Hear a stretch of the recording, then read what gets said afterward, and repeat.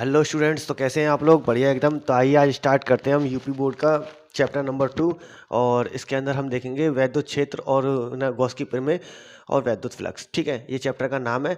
तो देखिए इसके अंदर हमको पढ़ना क्या क्या होगा। सबसे पहले हम पढ़ेंगे घन कोण। ठीक है, घन कोण के बाद में हम पढ़ेंगे क्षेत्रफल वेक्टर, या क्षेत्रफल वेक्टर को हम पढ़ेंगे पहले। ठीक है, ये दो चीज़ें बहुत इंपॉर्टेंट हैं, इसमें बहुत इंपॉर्टेंट रोल प्ले करती हैं।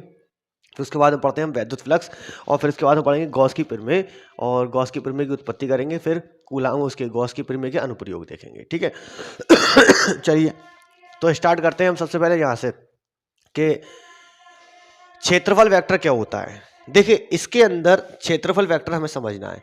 तो क्षेत्रफल वेक्टर समझने के लिए हमको कोई एक फिगर लेना पड़ेगा और उसका फिर वेक्टर देखना है कि क्षेत्रफल वेक्टर की डायरेक्शन कहाँ होती है। तो देखना क्षेत्रफल वेक्टर की डायरेक्शन हमेशा कहाँ होगी, बाहर की ओर होगी। जैसे सपोज कीजिए ये मेरा हाथ है, इस हाथ का ये क्षेत्रफल है, तो इस क्षेत्रफल की जो डायरेक्शन है वो किस तरफ जा रही है, बाहर की तरफ जा रही है। ठीक, यानी कि क्षेत्रफल वेक्टर क्या होता है, क्षेत्रफल वेक्टर हमारा सीधा सीधा होता है vector A is equal to n cap mod of vector A. ठीक है, यानी कि डायरेक्शन निकालना है हमको। ठीक है, तो हम क्या करते हैं, यहाँ पर कुछ आकृतियां ले लेते हैं। ठीक है, यहाँ पर हमने कुछ आकृतियां ली। सपोज कीजिए ये स्क्वायर है। ठीक है, इसका क्षेत्रफल वेक्टर कहाँ होगा, तो इसका क्षेत्रफल वेक्टर बाहर की तरफ होगा।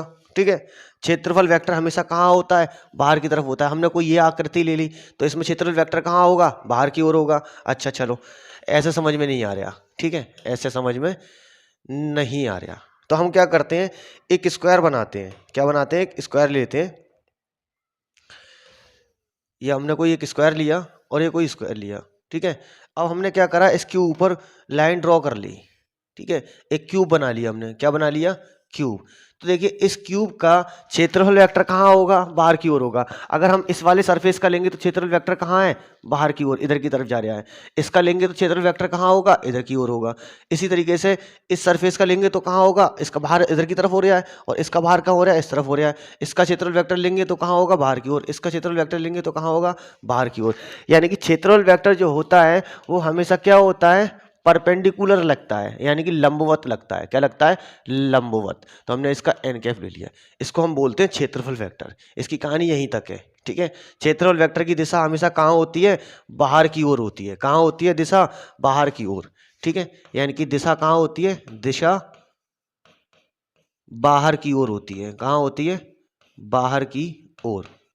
ठीक, देखिए क्षेत्रफल वेक्टर जो है इतना इंपॉर्टेंट रोल प्ले क्यों करेगा, क्योंकि यहाँ पर जब हम वैद्युत क्षेत्र की तीव्रता निकालेंगे तो धन के कारण बाहर की ओर होती है और ऋण के कारण वैद्युत क्षेत्र की तीव्रता अंदर की ओर होती है। लेकिन क्षेत्रफल वेक्टर जो होता है वो हमेशा बाहर की ओर होता है। हमेशा कहाँ होता है, बाहर की ओर लगेगा। उसकी डायरेक्शन कहाँ होती है, बाहर की ओर। जैसे ये नाक है, इसकी क्षेत्रफल वेक्टर कहाँ होगा, बाहर की ओर। आंख है, इसका क्षेत्रफल वेक्टर कहाँ होगा, बाहर की ओर।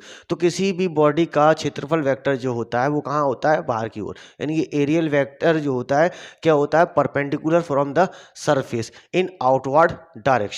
ठीक है, चलो ये हो गया। अब उसके बाद में आता है हमारा घन कोण। ठीक है, देखिए घन कोण क्या होता है, हम इसको ओमेगा से रिप्रेजेंट करते हैं। ओमेगा बराबर होता है d A cos theta upon r square. ये होता है हमारा घन कोण। और इस घन कोण को कहीं कहीं हम लिख देते हैं 4 पाई स्टेरेडियन कोण।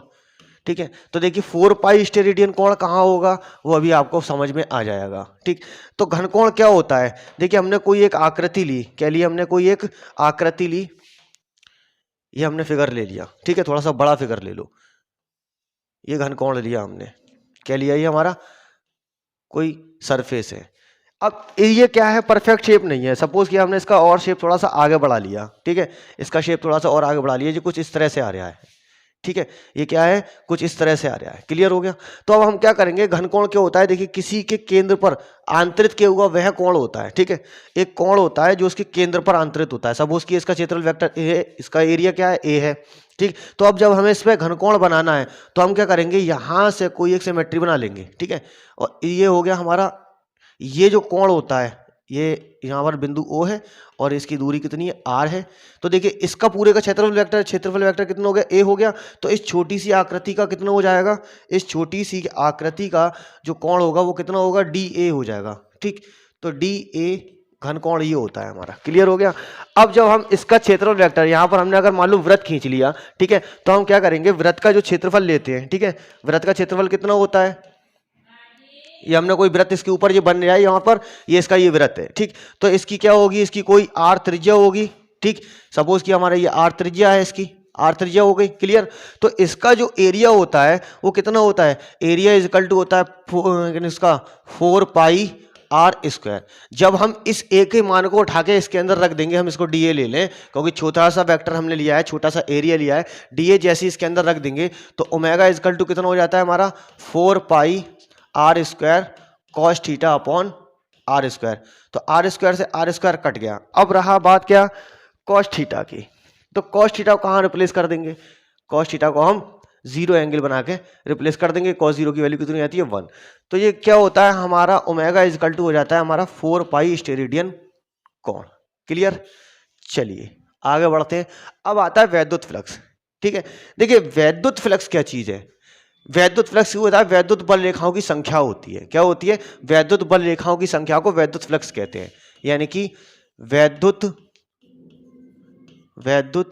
बल रेखाओं की संख्या, बल रेखाओं की संख्या, ठीक है। इसको हम क्या बोलते हैं, वैद्युत फ्लक्स बोलते हैं। क्या बोलते हैं, वैद्युत फ्लक्स। इसको रिप्रेजेंट किससे करते हैं, इसको हम रिप्रेजेंट करते हैं फाई से। फाई बराबर कितना होता है, ई डॉट डी ए। बंद पृष्ठ के अंदर लेते हैं इसको, क्या लेते हैं, बंद पृष्ठ के अंदर लेते हैं। कोई एक क्लोज सरफेस होगा। देखिए सपोज कीजिए जैसे ये कोई पृष्ठ है, ठीक है। इस पृष्ठ के अंदर कुछ आवेश उपस्थित है। सपोज किया हमारा यहां पर, अरे क्या भाई, ये कोई आवेश है यहां पर, एक आवेश ये है, एक आवेश ये है और एक आवेश ये है, और कुछ आवेश हमारा यहाँ रखा हुआ है, ठीक। तो हमने सपोज किया यहाँ पर प्लस Q1 आवेश है और यहाँ पर प्लस Q2 आवेश है और यहाँ पर कितना है, प्लस Q3 आवेश है। तो इसके अंदर से जो वैद्युत फ्लक्स निकलेगा, वैद्युत फ्लक्स कहाँ से निकलता है, उसके पृष्ठ से होकर जाना चाहिए। कहाँ से होकर जाना चाहिए, इसके पृष्ठ से होकर। अगर वैद्युत बल रेखाओं की संख्या इस तरह से है, ठीक, तो ये क्या है, इसके पृष्ठ से होकर गुजर रही है, तभी यहां से वैद्युत फ्लक्स निकलेगा। और यहां पर अगर प्लस Q4 आवेश लाकर रख दे और इसके बाद में आपसे पूछता है कि इसके ऊपर गुजरने वाला कुल वैद्युत फ्लक्स कितना होगा, तो देखिए इसके ऊपर जो गुजरने वाला कुल वैद्युत फ्लक्स होगा, क्योंकि बंद पास होना चाहिए, क्लोज सरफेस से ही वैद्युत फ्लक्स निकलेगा, बाहर वाले आवेश पर निर्भर नहीं करेगा। तो फाई इक्वल टू कितना हो जाएगा, क्लोज सरफेस के लिए जब हम निकालेंगे तो देखिए फाई जो होगा हमारा, यानी कि दो सारे आवेशों का योगफल होता है, Q1 plus Q2 plus Q3, बाहर वाले आवेश पर निर्भर नहीं करेगा। तो इसके अंदर जो कुल आवेश बाहर आएगा वो किन आवेशों की वजह से आएगा, जो आवेश पृष्ठ के अंदर उपस्थित होंगे, ठीक। अब हमने सपोज किया कि एक फिगर लेते हैं ये वाला, ठीक, ये एक फिगर ले लिया। अब यहां से जो आवेश गुजर रहा है वो इसके बाहर से जा रहा है, यानी कि ये आवेश है, यहां से कुछ फ्लक्स निकल रहा होगा, ठीक। आवेश का जो फ्लक्स है वो कहां से निकल रहा है, बाहर से जा रहा है। कहां से जा रहा है, बाहर से। तो देखिए बाहर से जाने वाला जो वैद्युत फ्लक्स होगा, ये वैद्युत बल रेखाएं जो निकल रही हैं, ठीक। तो आवेश जो है उसके पृष्ठ के अंदर उपस्थित नहीं है, आवेश यहां पर कहीं बाहर की तरफ उपस्थित है, यहां पर कहीं आवेश उपस्थित है, इसकी वजह से ये वैद्युत बल रेखाएं निकल रही हैं, ठीक है।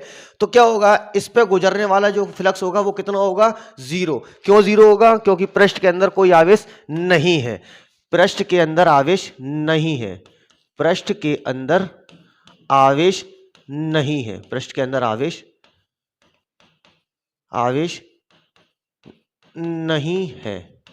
जब आवेश नहीं है तो कोई वैद्युत फ्लक्स नहीं गुजरेगा, यानी कि उसके ऊपर वैद्युत फ्लक्स की संख्या कितनी हो जाएगी, 0 हो जाएगी। तो वैद्युत बल रेखाओं की संख्या को हम क्या बोलते हैं, वैद्युत फ्लक्स बोलते हैं। अब जरा बात कर ले इसका मात्रक क्या होता है, बात करते हैं इसके मात्रक के ऊपर, ठीक है। तो देखिए इसका मात्रक क्या होता है, यहां पर वैद्युत फ्लक्स किस पर निर्भर करेगा, ई पर और डी ए पर। तो एक चीज और जान लें, वैद्युत बल रेखाओं की संख्या डायरेक्टली प्रोपोर्शनल किसके है, वैद्युत क्षेत्र की तीव्रता के। यानी कि जितना ज्यादा वैद्युत क्षेत्र होगा उतना ही वैद्युत बल रेखाओं की संख्या निकलेगी, ठीक। और फाई इज डायरेक्टली प्रोपोर्शनल किसके है, डीए के। यानी कि जिसका क्षेत्रफल वेक्टर ज्यादा होगा वो यानी कि जिसके अंदर ज्यादा वैद्युत बल रेखाओं की संख्या आ सकती हैं, ज्यादा आवेश रख सकते हैं, तो ज्यादा वैद्युत बल रेखाएं निकलेंगी, तो ये क्षेत्रफल वेक्टर हो गया। और अगर हम यहां से एक चीज और देखें, फाई इज इक्वल टू हम जानते हैं कितना होता है, एफ अपॉन क्यू।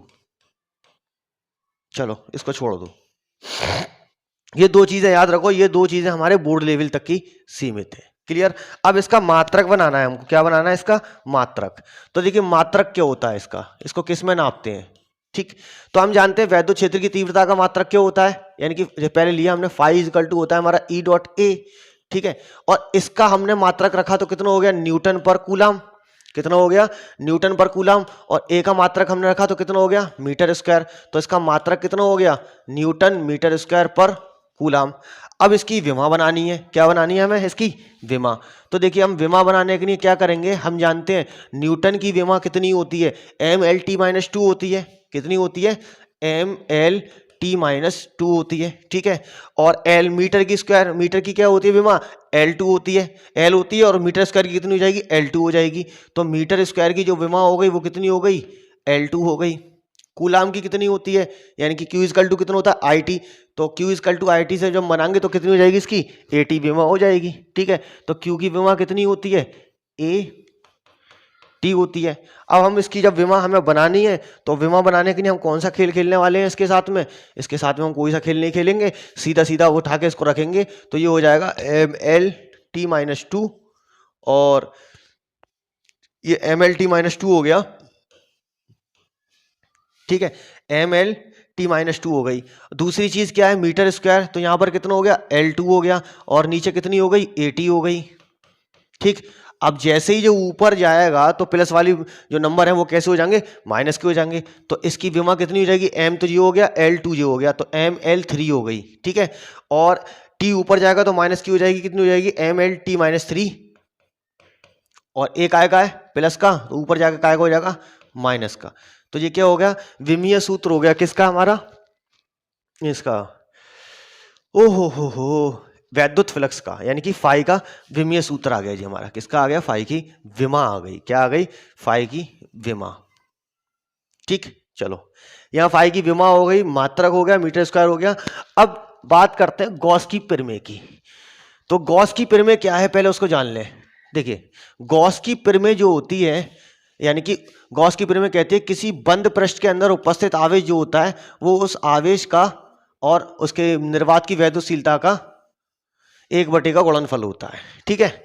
यानी कि क्या होता है आवेश तथा निर्वात की वैद्युतशीलता का गुणनफल, आवेश तथा निर्वात की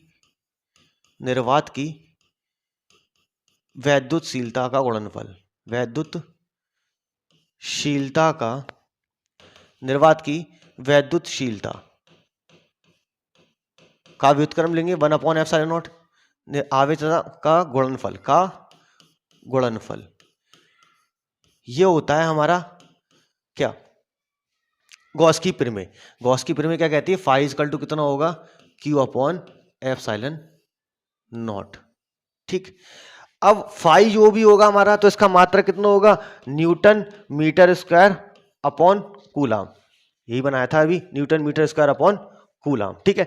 अब यहां पर ε0 क्या है, ε0 आपकी है निर्वात की वैद्युतशीलता, क्या है ε0 निर्वात की वैद्युतशीलता, निर्वात की वैद्युतशीलता, इसको हम क्या बोलते हैं निर्वात की वैद्युतशीलता। और ε0 का मान कितना होता है, ε0 का मान होता है 8.8 गुणा 10 की घात -12। ε0 की विमा बनानी है आपको, ε0 की विमा बनानी है, ठीक। तो देखिए इसकी विमा, इसका ε0 की विमा कह रहा हूं, ε0 का मात्रक बनाना है। तो देखिए इसका जो मात्रक होता है फाई का, तो हम यहां पर लिया है ε0 को ऊपर ले गए और इसको ले लिया हमने Q/फाई। अब Q का जो विमा होती है, Q का जो मात्रक होता है वो कितना होता है कूलाम होता है, तो ये कितना हो जाएगा ये न्यूटन मीटर स्क्वायर आ रही है, ε0 हो गया Q का मात्रक हो गया कूलाम, और यहाँ पर हो गया हमारा फाई, और फाई का मात्रक कितना होता है newton meter square upon coulomb. तो कूलाम ऊपर जाएगा तो ये कितना हो जाएगा coulomb square upon newton meter square, ठीक है। अब जिस तरह से हमने अब ये बताया था इसी तरीके से आप इसकी विमा निकाल लेना, ठीक है। कूलाम की विमा आप रखना कितनी, चलो मैं ही करा देता हूं।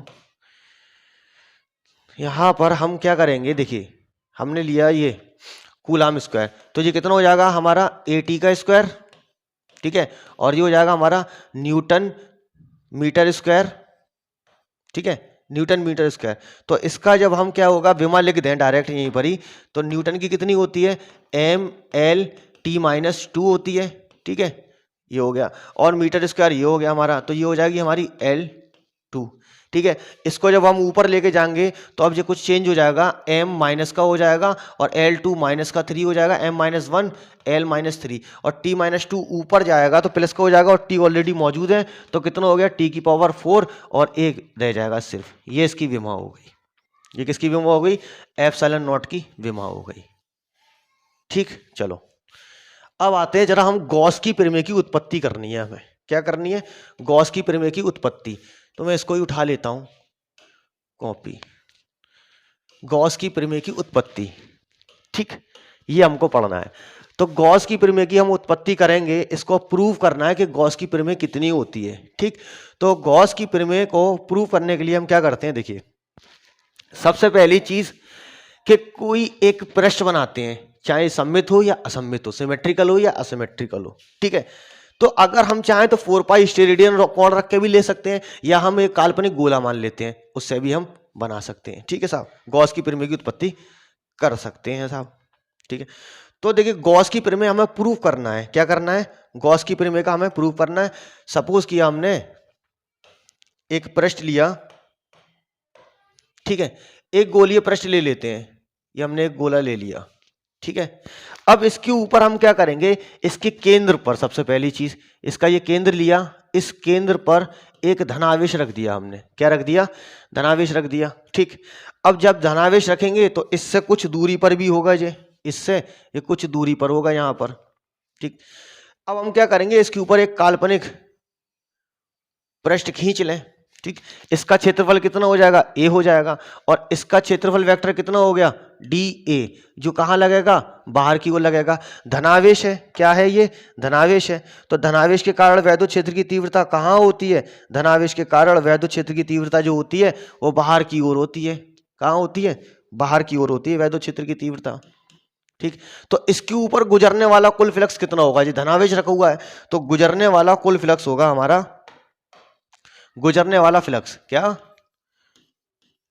गुजरने वाला फ्लक्स कितना है, phi is equal to E dot A, ठीक। क्या ले रहे हैं हम, ई डॉट डी ए ले रहे हैं, क्या ले रहे हैं, ई डॉट डी ए ले रहे हैं, ठीक है साहब। ई डॉट डी ए हमने लिया, यहां पर हम डी ए क्या करेंगे, उठा के रख दें, ठीक। यानी कि ये हमारा डी ए हो गया, डॉट प्रोडक्ट होता है जी, क्या होता है, डॉट प्रोडक्ट होता है। जैसे ही हम डॉट प्रोडक्ट को रिप्लेस करते हैं तो ये कितना हो जाता है, ई डी ए कॉस थीटा, ठीक।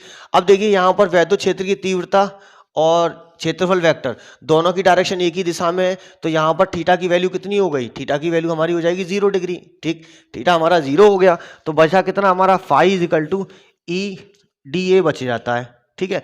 cos 0 की वैल्यू हम 1 रख देंगे इसके अंदर, cos 0 इजिकल टू 1। जैसे ही हमने अब डीए रखा, अब देखिए ये डीए का खेल चलेगा। यहां पर हमने क्या किया, एक पूरा गोला ले लिया, कोई असिमेट्रिकल पाथ नहीं बनाया, तो इसलिए यहां पर घनकोण नहीं लगाएंगे, ठीक है। घनकोण बनाने की हमें जरूरत नहीं पड़ेगी। चलो घनकोण बनाने की जब जरूरत भी नहीं पड़ रही है तो उसको छोड़ देते हैं। तो हम क्या करेंगे, यहां पर डीए का मान क्या रख दें, क्योंकि हमने जो पृष्ठ लिया है वो कैसा लिया है, पृष्ठ एक गोला ले लिया है, एक गोलीय पृष्ठ लिया है, और गोले का क्षेत्रफल कितना होता है गोलीय पृष्ठ का, 4 पाई आर स्क्वायर होता है। तो हम यहां पर क्या करेंगे, फाई इजिकल टू ई, इधर लगा दें हम 4 पाई आर स्क्वायर, इसको हम ले लेते हैं समीकरण नंबर 1, ठीक।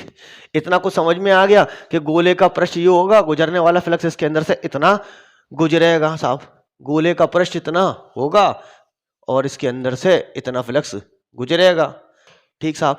जब गुजर गए, ठीक है, तो गुजर गए तो फिर छोड़ दो इनको ना, क्या करेंगे, अब यहां से देखो, यहां पर एक प्लस क्यू आवेश रखा हुआ है ना, यहां पर एक प्लस क्यू आवेश रखा हुआ है। अरे क्या है भैया जी, कहां से आते हैं ये लोग, ठीक। यहां पर हमने क्या रखा हुआ था, एक प्लस क्यू आवेश रख लिया, और यहां पर हमने कोई बिंदु पी तो माना है, ठीक है, यहां पर एक बिंदु पी माना है। वैद्युत क्षेत्र की तीव्रता बाहर की ओर जा रही है, दूरी r है, तो हम क्या करेंगे, यहां पर वैद्युत क्षेत्र की तीव्रता का फॉर्मूला लगा लेंगे बिंदु आवेश के कारण। तो बिंदु आवेश के कारण वैद्युत क्षेत्र की तीव्रता कितनी होती है, 1/4 pi epsilon naught q upon r square होती है, इस r का मान उठा के अब इसको समीकरण 2 मान लिया। ठीक, जैसे ही इसको समीकरण 2 माना तो 1 व 2 का मान जैसे ही हम इसके अंदर रखेंगे तो फाई इज इक्वल टू कितना हो जाएगा, फाई इज इक्वल टू हमारा हो जाएगा ई, और ई की जगह हमें कितना रख देना है, ई की जगह ये रख देना है 1/4 pi epsilon naught, 1/4 pi epsilon naught q upon r square, ये रख दिया। और यहाँ पर 4 पाई आर स्क्वायर पहले से मौजूद था, 4 से 4 कट गया, पाई से पाई कट गया, आर स्क्वायर से आर स्क्वायर कट गया, तो बचा कितना आपका phi is equal to q upon epsilon naught. यह आपकी गॉस की प्रमेय की उत्पत्ति हो गई। ठीक, गॉस की प्रमेय की उत्पत्ति हमने कर ली। ठीक, अब यहाँ पर एक चीज़ देख लें, मैं एक चीज़ भूल गया था जो मुझे यहाँ याद आ गई, ई डॉट डी ए। क्या याद आ गया मुझे, यहाँ पर कुछ याद आ गया, कुछ भूला कुछ याद किया, वो हमें समझ में आ गया। तो हम चलते हैं जरा वैद्युत फ्लक्स की तरफ। हाँ, चलते हैं हम वैद्युत फ्लक्स पे। यही है वैद्युत फ्लक्स। हाँ चलो भैया, यहाँ देखें वैद्युत फ्लक्स। ठीक है, अब वैद्युत फ्लक्स कैसी राशि है, वैद्युत फ्लक्स तो हमारी सदिश राशि है।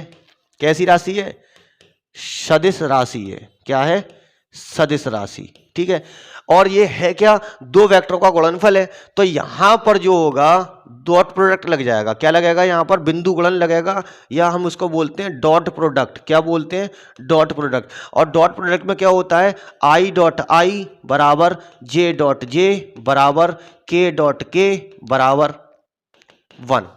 ठीक है, यानी कि आई डॉट आई का ही मान 1 होता है, जे डॉट जे का मान 1 होता है। इसी तरीके से I dot J dot I के बराबर हो जाता है, यानी कि आई डॉट जे बराबर हो जाएगा जे डॉट आई के, और इनका मान होता है 0। ठीक, इसी तरीके से हमारा जे डॉट के बराबर हो जाएगा किसके, के डॉट जे के, और मान कितना हो जाता है 0। इसी तरीके से हमारा आई डॉट जे और हो गया के डॉट आई बराबर हो जाता है किसके, आई डॉट के बराबर हो जाता है 0 के। तो कहने का मतलब ये है, ये डॉट प्रोडक्ट है दो सदिश राशियों का गुणनफल। जब अदिश मिलता है, ये वो राशि है। ठीक है, ये वो राशि है। तुम्हारी राशि कौन सी है भैया। ठीक, चलो अब आता है गॉस के अनंत, मतलब गॉस की प्रमेय के अनुप्रयोग आते हैं। क्या आते हैं, गॉस की प्रमेय के अनुप्रयोग। यानी कि हमने कहां तक पढ़ लिया, हमने पढ़ लिया ये वाला क्षेत्रफल वेक्टर क्या होता है, इसको समझ लिया, घनकोण क्या होता है ये समझ लिया, वैद्युत फ्लक्स क्या होता है ये समझ लिया, गॉस की प्रमेय उत्पत्ति, ये सब हो गया। अब हम स्टार्ट करते हैं ये वाले टॉपिक को, अनंत विस्तार के एक समान आवेशित तार के कारण वैद्युत क्षेत्र की तीव्रता। ठीक, तो इसको समझने के लिए हमें यहां पर एक चीज और समझनी पड़ेगी, सतत आवेश वितरण क्या होता है।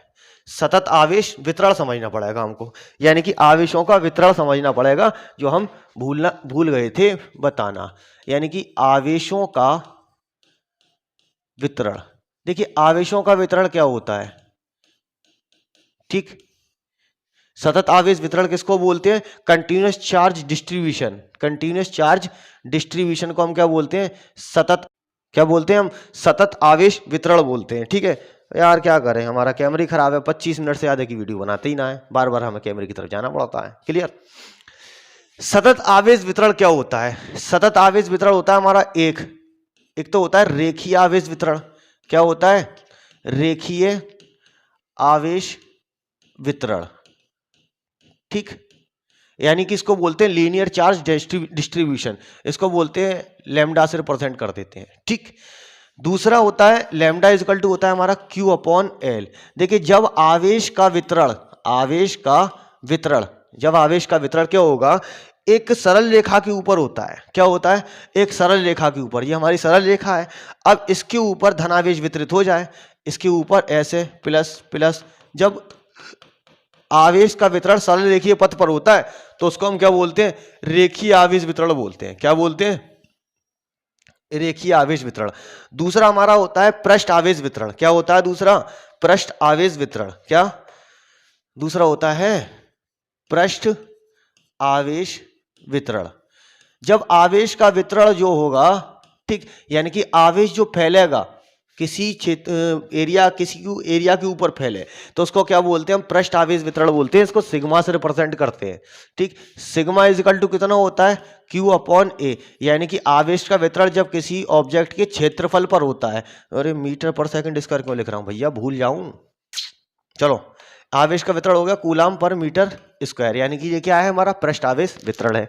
अब कैसे समझे इसको हम समझ लेंगे ऐसे, ये हमारा कोई गोला है, इसके ऊपर हमें आवेश का वितरण कराना है, आवेश का वितरण कराना है, समझावन लाल को बुलाना है, तभी समझ में आना है। ठीक है साहब, आना है और जाना है, आना है और जाना है। इसके ऊपर आवेश इसके क्षेत्रफल पर फैल जाए, कहां पर फैले, क्षेत्रफल पर, तो इस प्रकार के वितरण को हम क्या बोलते हैं, पृष्ठ आवेश वितरण। इसकी त्रिज्या r है, केंद्र O है। ठीक, जब आवेश किसी वस्तु के पृष्ठ पर फैलेगा तो उसको हम क्या बोलेंगे, उसको हम बोलेंगे पृष्ठ आवेश वितरण। ठीक है साहब। अब उसके बाद में आता है आपका आयतन आवेश वितरण। क्या आता है, आयतन आवेश वितरण। क्या आता है, आयतन आवेश वितरण। आयतन आवेश वितरण, जब आवेश का वितरण पृष्ठ के आयतन पर होता है, यानी क्षेत्रफल और लंबाई सभी पर होगा। आवेश का वितरण, आवेश का वितरण कहाँ होगा, सभी पर होगा। ठीक, यानी कि आवेश को अब हमें किस तरह से फैलाना है, अब आवेश का वितरण हमें आयतन के ऊपर फैला देना है। अब आवेश हमारा कहाँ फैलेगा, आयतन पर फैलेगा। तो जैसे ही आयतन पर फैलेगा, ठीक है, तो इसको हम क्या बोल देंगे, आयतन आवेश वितरण बोल देंगे। सपोज कि ये आवेश यहाँ भी है, अंदर भी है, बाहर भी है, ऊपर भी है, नीचे भी है, सरल रेखा पर भी है, कंटिन्यूसली फैला हुआ है एक समान रूप से, तो इसको हम क्या बोलते हैं, आयतन आवेश वितरण बोल देते हैं, जब आवेश का वितरण उसके आयतन पे हो। ठीक है, इसका फॉर्मूला क्या होता है, इसको हम रिप्रेजेंट करते हैं किससे, रो से। ठीक, रो इजकल टू कितना होता है, q upon V. Q upon V, V यहाँ क्या है, आयतन है। मात्रा कितना हो जाएगा इसका, कूलाम पर मीटर क्यूब हो जाएगा। एक में कूलाम पर मीटर, एक में कूलाम पर मीटर स्क्वायर। तो अगर इसकी भी हम विमा बनाना चाहें तो इसकी बना लें। इसकी कितनी हो जाएगी, देखिए 80 तो ये हो गया, एल ऊपर चला जाएगा, एल माइनस 1 80। ठीक, इसकी कितनी हो जाएगी, एल माइनस 3, एल माइनस 3 और 80 कितनी हो जाएगी, एल माइनस 3 80 हो जाएगी इसकी विमा। थोड़ा ढंग से लिख लो, एल माइनस 3 80, तो इसकी विमा कितनी हो गई, इसकी विमा हो गई एल माइनस 3 80।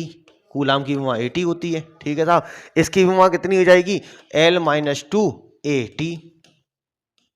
ठीक, ये हो गया। चाहे तो m 0 रख देगा, थीटा 0 रख देगा, तब भी पूछ लेगा। किसी की पावर 0 हो तो इसकी वैल्यू 1 होती है। क्या होती है, 1 होती है। चलो भैया, ये कहाँ है, अनंत विस्तार के एक समान आवेशित तार के कारण वैद्युत क्षेत्र की तीव्रता। तो याद रखना, सबसे पहली चीज तार की लंबाई पर निर्भर नहीं करेगी वैद्युत क्षेत्र की तीव्रता। इससे ही आएगा निकल के। ये हमने अनंत लंबाई का एक तार ले लिया, अनंत लंबाई तक जा रहा है।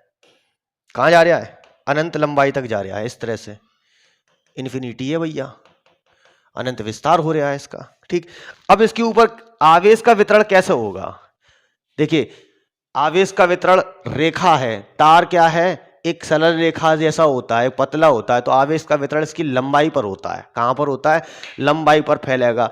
यानी कि सममिति जो होगी वो कहां पर फैलाएगी, रेखा पर ही फैला देगी। ठीक है, कहीं ऐसा ना हो रेखा फैल जाए, तो रेखा को नहीं फैलना है। ठीक है, रेखा के ऊपर फैलाना है। अरे हाय क्या कह दिए मां साहब।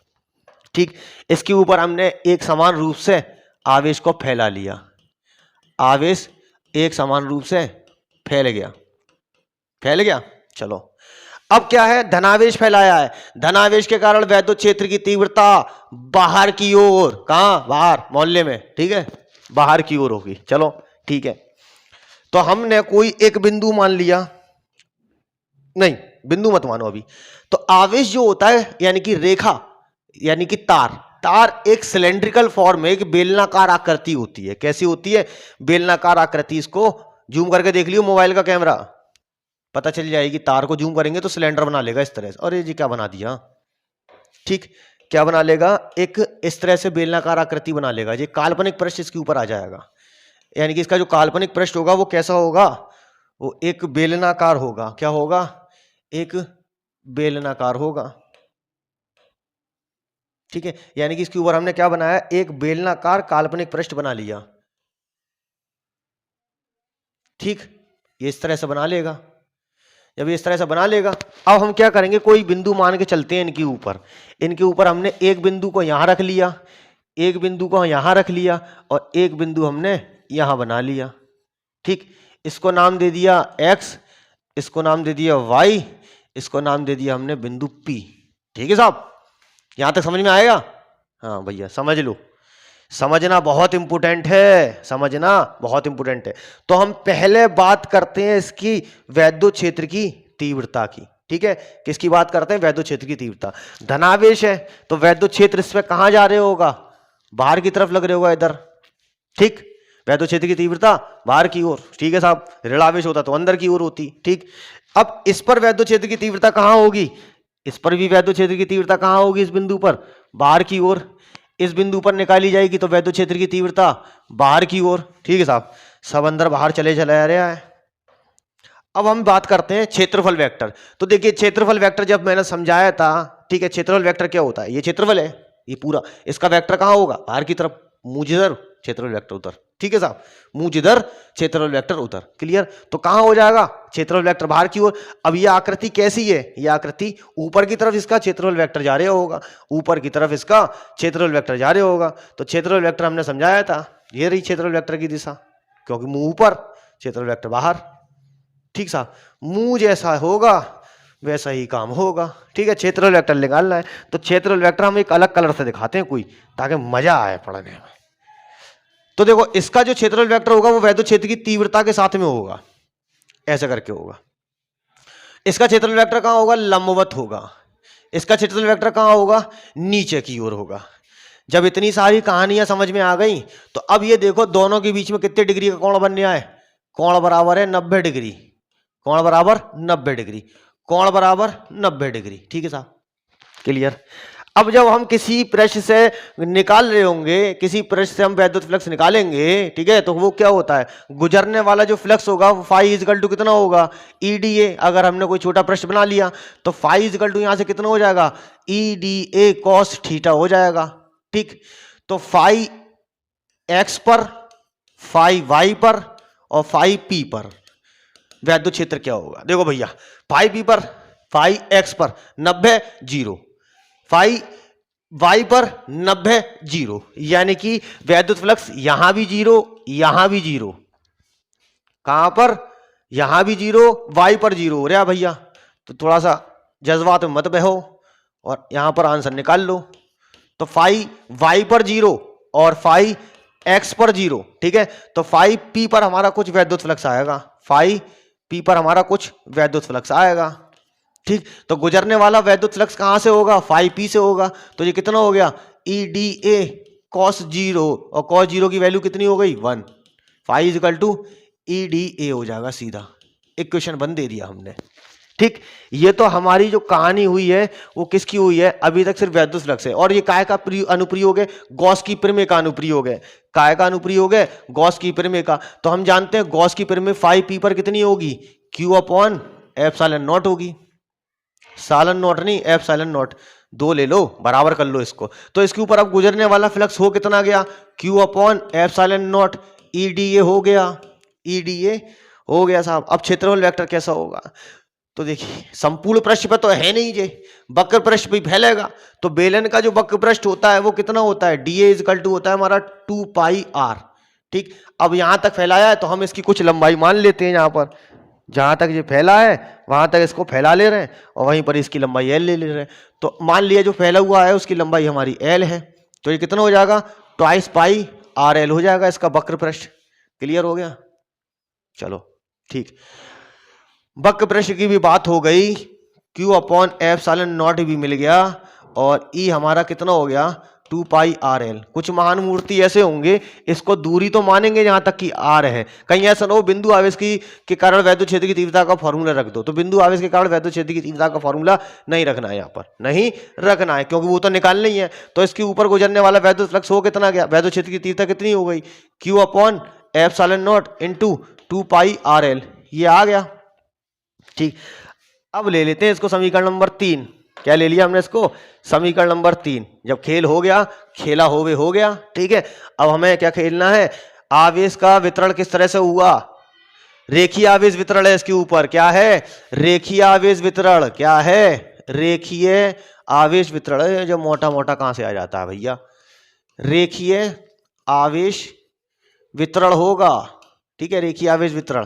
और हम जानते हैं रेखीय आवेश वितरण कितना होता है? रेखीय आवेश वितरण होता है लैम्डा बराबर Q अपॉन एल, तो Q का मान उठाएंगे तो यहाँ कितना लगा देंगे, लैम्डा एल। क्या लगा देंगे, लैम्डा एल। तो जैसे ही हमने लगाया तो E इजकल टू कितना हो गया, E इजकल टू हो गया हमारा lambda L upon twice pi epsilon naught R into L. L से एल कैंसिल, एल से एल कैंसिल। तो बचा कितना हमारा फॉर्मूला, फॉर्मूला आ गया E is equal to 1 upon twice pi epsilon naught q नहीं लैम्डा, क्या आ गया, लैम्डा अपॉन आर आ गया, लैम्डा अपॉन आर आ गया। ठीक साहब, अब ये तो हमारा हो गया, हम यूपी बोर्ड के पुराने खैयड़ हैं तो हम जानते हैं 1 अपॉन 2 पाई एप्सिलॉन नॉट लगा दिया, हमारा दिमाग उलझ जाएगा क्योंकि हमें तो सिर्फ रटाया गया 1 अपॉन 4 पाई एप्सिलॉन नॉट का मान ही होता है। तो हम क्या करेंगे, 2 का गुणा 2 का ऊपर नीचे गुणा कर देंगे।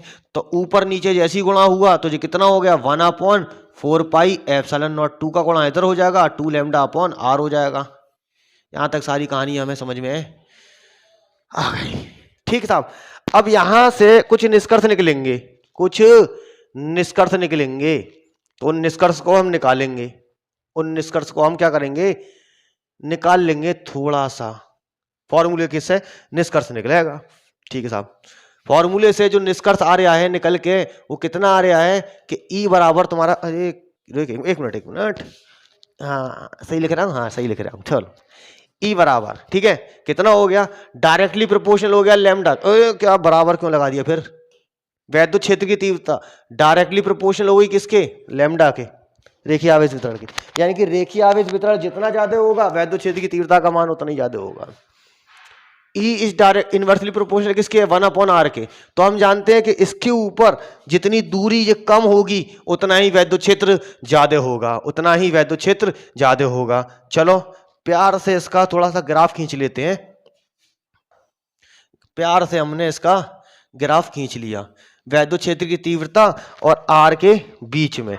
तो हमने क्या लिया, यहाँ पर वैद्युत क्षेत्र की तीव्रता E ले ली और यहाँ पर हमने R ले लिया। जब हम इसके बीच में ग्राफ खींचेंगे तो कहाँ चला जाएगा, इन्फिनिटी टू इन्फिनिटी जाएगा।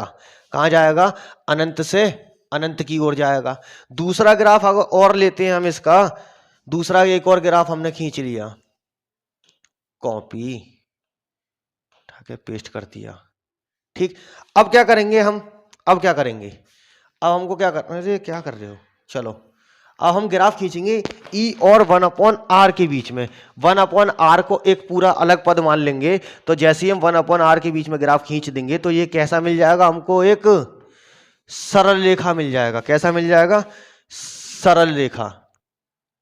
क्या होगा, ये सरल रेखा होगा। वैद्युत क्षेत्र की तीव्रता 1 अपॉन आर के प्रोपोर्शनल हो गई। और अगर हम E और लैम्डा के बीच में ग्राफ खींच देंगे तो E और लैम्डा के बीच में अगर खींचेंगे तो वो भी कितना हो जाएगा, सिमिलर इतना ही मिलेगा E और लैम्डा के बीच में, क्योंकि डायरेक्टली प्रोपोर्शनल है। जब कोई चीज डायरेक्टली प्रोपोर्शनल होती है तो उसका भी ग्राफ कैसा आता है, सरल रेखा आता है।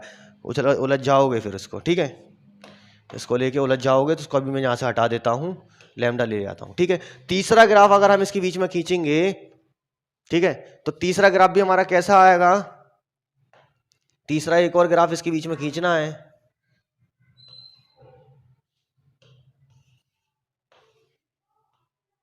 अरे हटो रे, एक और ग्राफ इसके बीच में खींचना है हमें।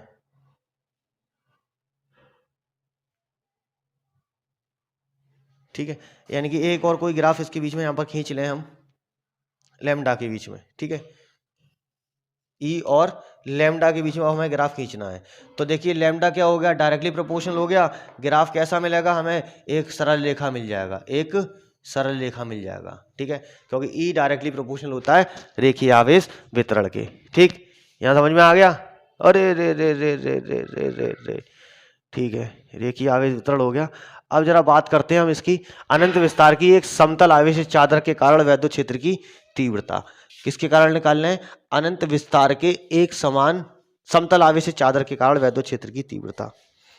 सही है भैया, एक समतल आवेशित चादर बना लो, बनाओ समतल आवेशित चादर। हमने ये एक समतल आवेशित चादर बना ली। ठीक है, अनंत विस्तार की है ये, किसकी, अनंत विस्तार की है। अब इसके ऊपर क्या करोगे, एक समान रूप से धनावेश फैला लियो। तो हम जैसे ही इसके ऊपर धनावेश फैलाएंगे, एक समान रूप से फैला हुआ है, ठीक, तो इसके आवेश का पृष्ठ घनत्व कितना होगा, सिग्मा होगा। ठीक, मान लेते हैं, देखिए इसका क्षेत्रफल वेक्टर इधर और इसका प्लेट का बाहर एक इधर, ऐसा समझते हैं, ठीक है। ये हमारा पृष्ठ है, ठीक है, ये चादर है, तो इसके ऊपर जब फैला हुआ है तो इसका जो क्षेत्रफल वेक्टर होगा वो किधर होगा, इधर होगा, कुछ इधर होगा, पृष्ठ पर फैला हुआ है, ठीक है, यानी कि पृष्ठ पर आवेश फैला हुआ है, आगे पीछे सब जगह है। तो क्या होगा, यहाँ पर एक बिंदु बना लेते हैं कि सपोज कि हमें यहाँ पर वैद्युत क्षेत्र तीव्रता निकालनी है। कहाँ पर निकालनी है, हमें यहाँ से निकालनी है। तो कुछ इसका क्षेत्रफल वेक्टर होगा, कुछ बिंदु r मीटर की दूरी पर इधर की तरफ आएगा और कुछ r मीटर की दूरी पर बाहर की तरफ जाएगा, कुछ r मीटर की दूरी पर कहाँ जाएगा, बाहर की तरफ जाएगा, ठीक है साहब। तो कुछ इधर आ रहे होगा, क्लियर हो गया। यहां पर हमने एक पृष्ठ बना लिया। अब यहां पर एक बिंदु O लिया है और एक बिंदु यहां पर हमने ले लिया P। क्या ले लिया, एक बिंदु हमने यहां पर, एक बिंदु यहां लिया हमने P, क्या लिया P, और यहां पर ले लिया हमने P डैश। दोनों क्या है, बराबर दूरी पर होंगे। क्यों बराबर दूरी पर होंगे, क्योंकि आवेश का जो पृष्ठ घनत्व फैला है वो एक समान रूप से फैला है। अगर असमान होता तो कहीं ज्यादा और कहीं कम हो सकता था। यहां तो क्या हुआ, यहां से सब बराबर ही फैल गया, ठीक है, सब फैल रहे हैं, हम भी फैलेंगे, तुम भी फैल लो, ठीक। तो यहां पर जानते हैं सिग्मा इक्वल टू कितना होगा, Q अपॉन A, और हम यहां से Q का मान निकालेंगे तो कितना हो जाएगा। अब पृष्ठ जो है हम A ले रहे हैं या DA ले रहे हैं उस पर डिपेंड करेगा, ठीक है। तो पहले डिपेंड करा लें। तो देखिए धनावेश फैला हुआ है, वैद्युत क्षेत्र कहाँ, बाहर की ओर, धनावेश फैला हुआ, वैद्युत क्षेत्र बाहर की ओर, धनावेश फैला हुआ, वैद्युत क्षेत्र बाहर की ओर। बिंदु P पर वैद्युत क्षेत्र की तीव्रता बाहर की ओर, कहां पर, बाहर की ओर। बिंदु P पर वैद्युत क्षेत्र की तीव्रता बाहर की ओर, क्षेत्रफल वेक्टर बाहर की ओर। क्षेत्रफल वेक्टर कहां होगा, क्षेत्रफल वेक्टर भी हमारा बाहर की ओर, क्षेत्रफल वेक्टर हमारा बाहर की ओर। दोनों की दिशा क्या हो गई, एक जैसी हो गई, ठीक है, दोनों की दिशा कैसी हो गई, एक जैसी हो गई, ठीक है साहब। तो इसको हमने दिखा दिया वैद्युत क्षेत्र की तीव्रता E, इसको दे दिया हमने क्षेत्रफल वेक्टर dA, इसको दिखा दिया हमने E, इसको दे दिया हमने dA, सब बाहर की ओर, दोनों सदिश राशियां, ठीक। तो इसके ऊपर गुजरने वाला कुल वैद्युत फ्लक्स कितना होगा, कुल वैद्युत फ्लक्स एक तो फाई से गुजरेगा, फाई पी हो जाएगा, और दूसरा कहां से गुजरेगा, फाई पी डैश से हो जाएगा। तो ये हो गया फाई टोटल, क्या हो गया, फाई टोटल, ठीक साहब। अब जितना पृष्ठ फाई पी से जाएगा उतना ही पृष्ठ फाई पी से आएगा, ठीक है। तो हम जानते हैं ये कितना होगा, EDA होगा, प्लस ये भी कितना होगा, EDA ही होगा, ये भी, ठीक। दोनों के बीच में बना कोण कितना है, EDA, दोनों के बीच में बना कोण कितना है, cos 0 डिग्री, कितना, cos 0, cos 0 की वैल्यू कितनी होती है 1, तो बचा कितना, EDA। यहां भी कितना बचेगा, cos 0 की वैल्यू 1, कितना, cos 0 की वैल्यू 1, तो बचा कितना, EDA। तो कुल फ्लक्स इधर से इतना फाई पी और इधर से कितना, फाई पी डैश, ठीक है, दोनों से बराबर, तो हमने रख दिया EDA। तो फाई टोटल कितना हो गया, ट्वाइस EDA हो गया, ट्वाइस EDA हो गया साहब। इक्वेशन 1 ले लिया। आवेश का पृष्ठ घनत्व कैसा है, इसके ऊपर सिग्मा है, और we note that sigma equal to कितना होता है, सिग्मा इक्वल टू होता है Q अपॉन A, और अब यहां पर एक ही जगह कितना लेना है, हमें DA लेना है। तो यहां से Q का मान कितना मिल गया हमको, सिग्मा DA, कितना मिल गया, सिग्मा DA मिल गया हमको, ठीक है साहब। Q का मान उठा ले। और हम जानते हैं किसका अनुप्रयोग है, गॉस की प्रमेय का अनुप्रयोग है, किसका, गॉस की प्रमेय। और गॉस की प्रमेय क्या होगी, फाई टी इक्वल टू कितना होगा, Q अपॉन एप्सिलॉन नॉट होगा, कितना होगा, Q अपॉन एप्सिलॉन नॉट। इसका मान उठा लेंगे, इसके अंदर रख देंगे, तो फाई टोटल कितना हो गया, सिग्मा Q की जगह कितना हो जाएगा, सिग्मा DA बटे एप्सिलॉन नॉट, कितना हो गया, एप्सिलॉन नॉट। ले लिया हमने समीकरण नंबर 3, ले लिया हमने इसको समीकरण नंबर 3। अब क्या करना है, 1 2 3, 2 और 3 के साथ में तो खेल लिए, ये 2 3 इसको ले लो, 2 और 3 के साथ में हम क्या ले लिए, खेल लिए। तो अब हम क्या करेंगे, समीकरण नंबर 4 को ले लेंगे, ठीक है। अब फाई टी का मान उठा के इसके बराबर रख देना है, ठीक है। तो हम क्या जानते हैं, समीकरण 1 व 4 से, किससे, 1 व 4 से। अब 1 व 4 क्या कहता है, समीकरण 1 व 4 से। तो समीकरण 1 व 4 से जैसी करेंगे तो ये सब बराबर हो जाएगा, sigma DA upon twice epsilon not, और ये एप्सिलॉन नॉट सिर्फ कितना, sigma DA upon epsilon naught, ये रही कहानी, और ये रही बराबर कहानी, ट्वाइस EDA, ठीक। EDA जितना भी करना था सब कर लिए। तो DA से DA कट गया, तो E इक्वल टू कितना हो गया, sigma upon twice epsilon naught आ गया, न्यूटन पर कूलम। ये हो गई वैद्युत क्षेत्र की तीव्रता है। वैद्युत क्षेत्र की तीव्रता। अब अगर ये आवेश की चादर बहुत पतली है, क्या है, बहुत ही पतली है भाई, तो क्या हो जाएगा, पतली चादर के लिए, पतली चादर के लिए ई इक्वल टू हो जाता है फिर सिग्मा अपॉन एप्सिलॉन नॉट। चादर पतली, चादर पतली, बदली नहीं, चादर पतली, ठीक है। तो कितना 22 हो गया। चलते हैं तीसरे टॉपिक की तरफ। तीसरा टॉपिक क्या है, आवेशित चालक के बाहर वैद्युत क्षेत्र की तीव्रता निकालनी है। तो यहां पर हम क्या करते हैं, देखो एक आवेशित चालक बनाते हैं,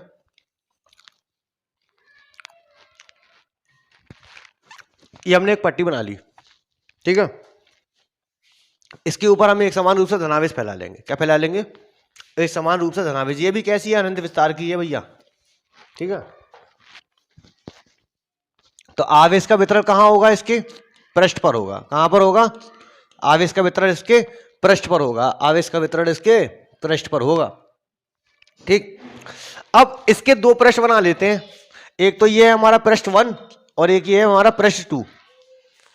अब हम क्या करेंगे, पृष्ठ 1 के कारण कोई बिंदु ले लेंगे और वही 2 के कारण भी बिंदु होगा। तो चाहे बिंदु इधर रख लो या इधर रख लो, बिंदु की बात है, जिधर रखना है उधर रख लो। तो हमने यहां पर एक बिंदु P ले लिया, ठीक है, एक बिंदु हमने P ले लिया। के लिए हमने एक बिंदु P लिया, अरे ये कहां से आ गया, एक बिंदु हमने P लिया, इसके ऊपर हमें वैद्युत क्षेत्र निकालना है। क्या निकालना है, इसके ऊपर वैद्युत क्षेत्र। तो पृष्ठ 1 के कारण वैद्युत क्षेत्र की तीव्रता कहां होगी, बाहर की ओर होगी, तो इसकी वैद्युत क्षेत्र की तीव्रता इधर हो गई, ये पृष्ठ 1 के कारण हो गई। अब हमें पृष्ठ 2 के कारण निकालनी है वैद्युत क्षेत्र की तीव्रता। तो पृष्ठ 2 के कारण वैद्युत क्षेत्र की तीव्रता कहां होगी, बाहर की ओर होगी, ठीक है। पृष्ठ 2 के कारण भी वैद्युत क्षेत्र की तीव्रता कहां होगी, बाहर की ओर होगी, दोनों की दिशा एक जैसी। तो परिणामी वैद्युत क्षेत्र इसके ऊपर कितना हो गया, परिणामी वैद्युत क्षेत्र, इसको हमने ले लिया E1 और इसको हमने ले लिया E2, ये लिया बिंदु P।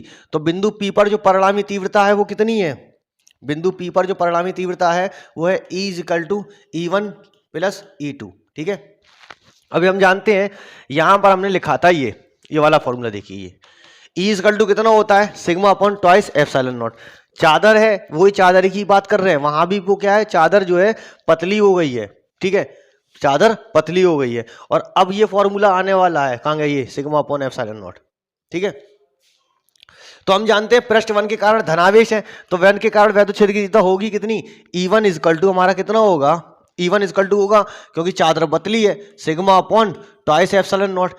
E2 भी कितना होगा, sigma upon twice epsilon not. E1 और E2 का मान जैसे इसके अंदर जाएगा तो कितना हो जाएगा, sigma upon twice epsilon not plus sigma upon twice epsilon not. तो E इक्वल टू कितना हो गया, ट्वाइस एप्सिलॉन नॉट मिल गया आपको कॉमन, तो ऊपर कितना बचा, ट्वाइस सिग्मा, 2 से 2 कट गया, यानी कि E इक्वल टू कितना आ गया, सिग्मा अपॉन एप्सिलॉन नॉट आ गया, ठीक। ये क्वेश्चन सिर्फ समझने के लिए था, बोर्ड में तो इतना नहीं पूछा जाता है, ठीक है।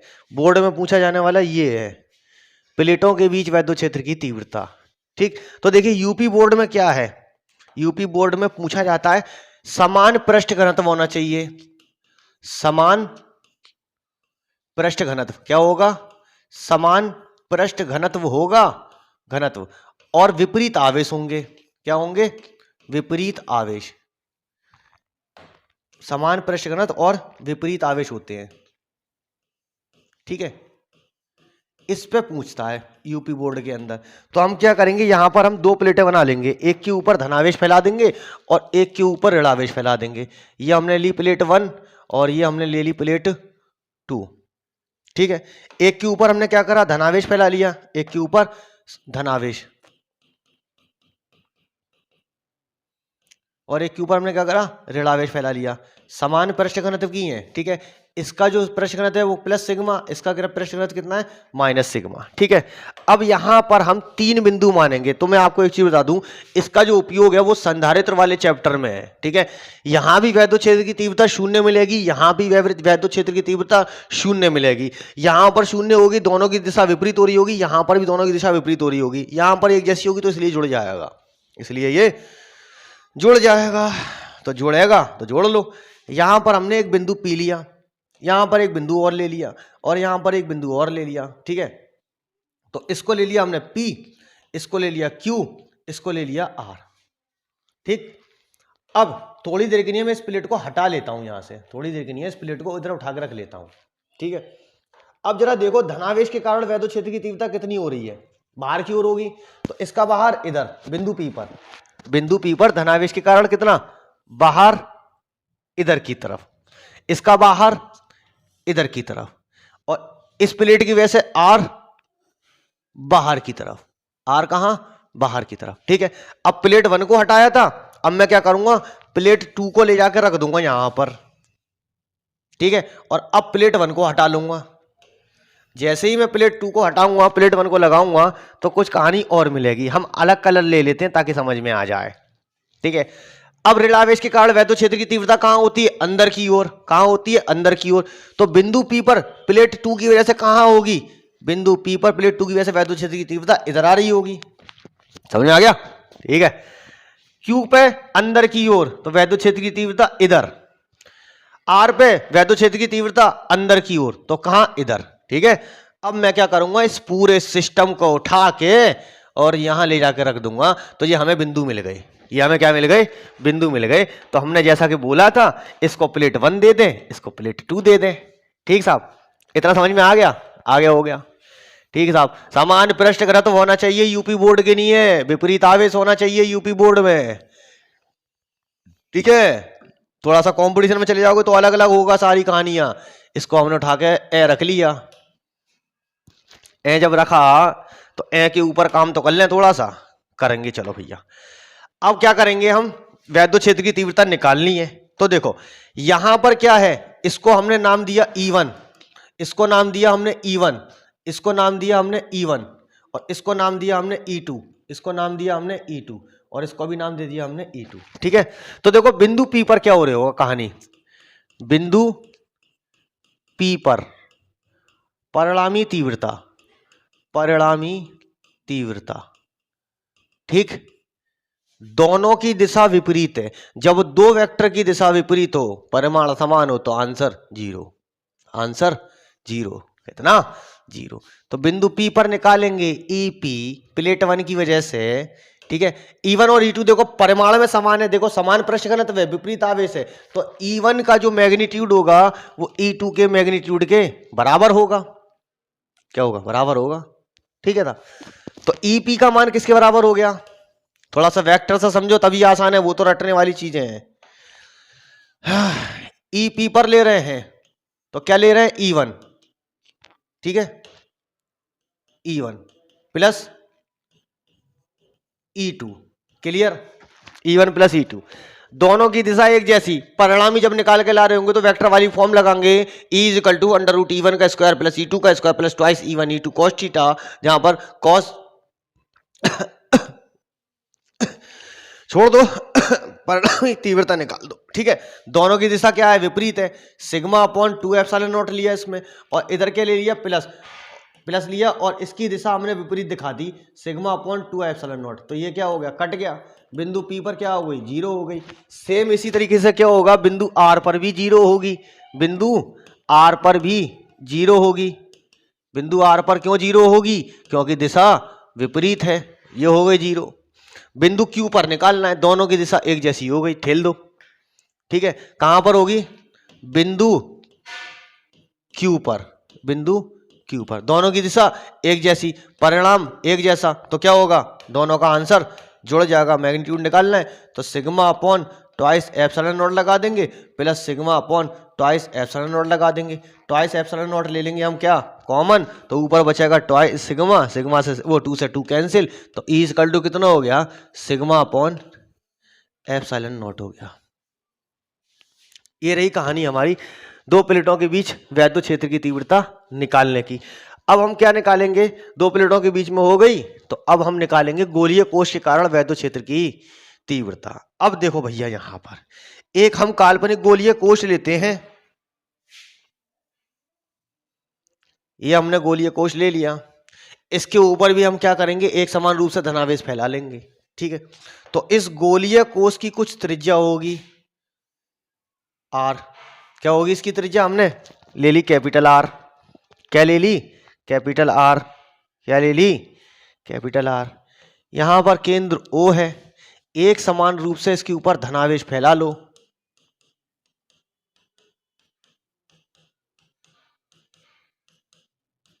फैला लिया तो ये क्या करेगा, ये इस तरह से बिहेव करने लगेगा। किस तरह से? ऐसे। इसके ऊपर इस आवेश की वजह से कुछ वैद्युत क्षेत्र और बन जाएगा, कुछ वैद्युत क्षेत्र और बना लेंगे। तो हमने बना लिया वैद्युत क्षेत्र ये,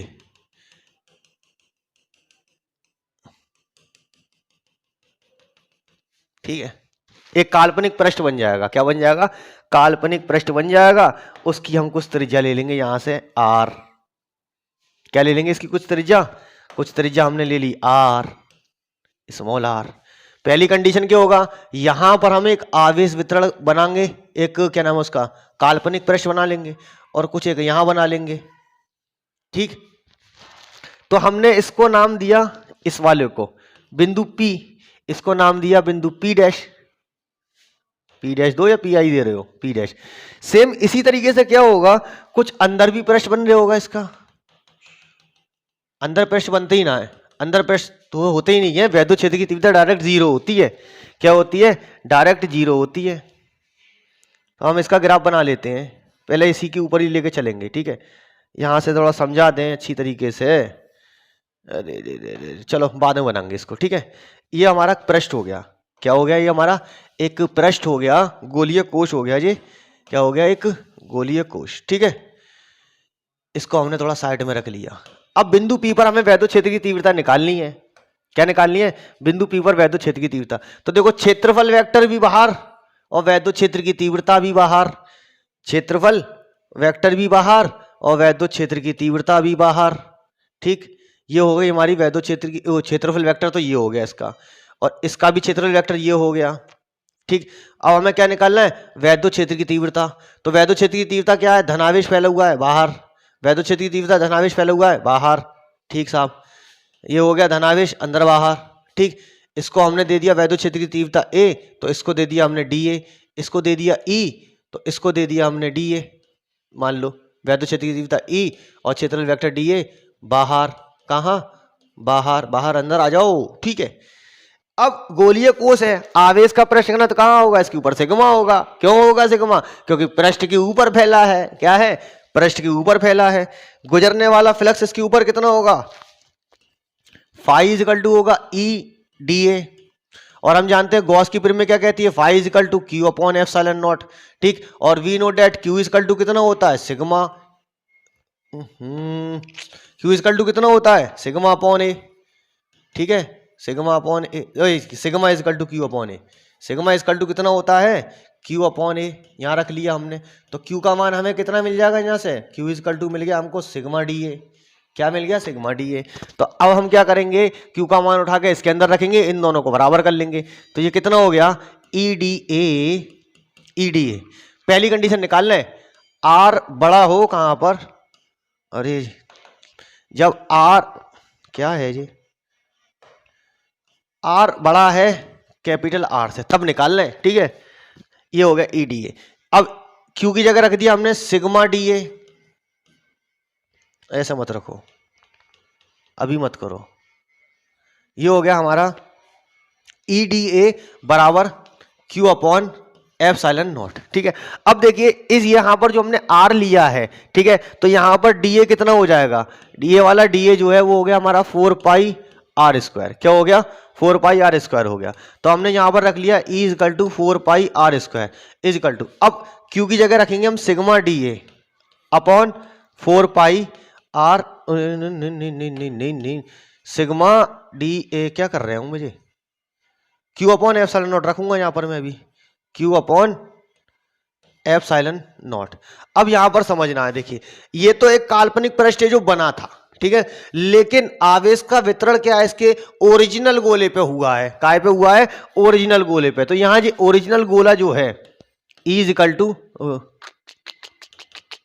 E 4 पाई R स्क्वायर। तो यहां पर जो आवेश का वितरण होगा, ये याद रखना, यहां पर जो आवेश का वितरण होगा वो होगा 4 पाई R स्क्वायर, क्योंकि आवेश जो है ओरिजिनल गोले पर फैला हुआ है, ठीक है। ये कितना हो गया हमारा? Epsilon not. 4 से 4 कट गया, पाई से पाई कट गया, ठीक है। तो बचा कितना? E इज इक्वल टू हमारे पास आ गया कितना? यहां पर क्यू की जगह सिग्मा, सिग्मा भी तो आएगा, सिग्मा अपॉन एप्सिलॉन नॉट, और यहां पर कितना है r square upon r square. ये वैद्युत क्षेत्र की तीव्रता है जब बिंदु बाहर हो। कहां पर हो? बिंदु पी डैश पर निकाला है हमने। जी किस पर निकाला है? बिंदु पी डैश पर। किस पर? बिंदु पी डैश पर, बिंदु पी डैश पर। ठीक, बिंदु पी डैश पर निकाला है। इसी तरीके से हम क्या करेंगे, बिंदु पी पर निकाल लेंगे। कहां पर निकाल लेंगे? बिंदु पी पर। ठीक है, कहां पर निकालेंगे? बिंदु पी पर। जब आर का मान किसके बराबर होगा? जब आर का मान बराबर होगा आर के, सेकंड कंडीशन। ठीक है, आर का मान बराबर होगा तो ये समीकरण इसको एक मान लो यहां पर, और इसमें क्या करेंगे, आर का मान आर के बराबर रख देंगे। Sigma upon epsilon naught r square upon r square कर लिया तो ये हो गया कैंसिल। तो ई इक्वल टू कितना हो गया? Sigma upon epsilon not. यानी कि हमको मालूम चला कि वैद्युत फ्लक्स जो है आकृति पर निर्भर नहीं करता। इसका भी सिग्मा अपॉन एप्सिलॉन नॉट, जो गोला। ठीक, हाँ, और ये क्या है? गोला। इसके बाद प्लेट, तब भी इतना, सारा का सारा कितना आ रहा है? सिग्मा अपॉन एप्सिलॉन नॉट ही आ रहा है। ठीक है, ये हो गया हमारा गोलीय कोश। अब जरा इसका बनाते हैं ग्राफ। ठीक है, और हाँ, आंतरिक बिंदु पर वैद्युत क्षेत्र की तीव्रता कहीं हो, आंतरिक बिंदु पर क्या होती है?